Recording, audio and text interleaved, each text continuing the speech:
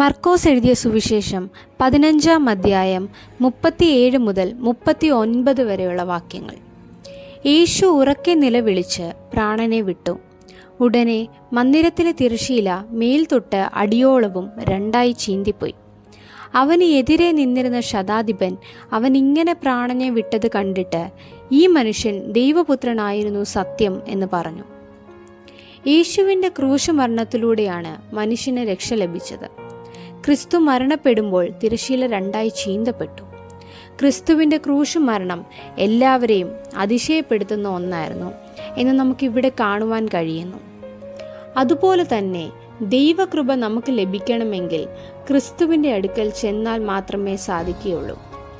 കൃപയുണ്ടെങ്കിൽ മാത്രമേ നമുക്ക് ഓരോ ദിവസവും മുന്നോട്ട് പോകുവാൻ കഴിയുകയുള്ളൂ. ആ കൃപ നമുക്ക് ലഭിക്കണമെങ്കിൽ യേശുവിൻ്റെ ക്രൂശ്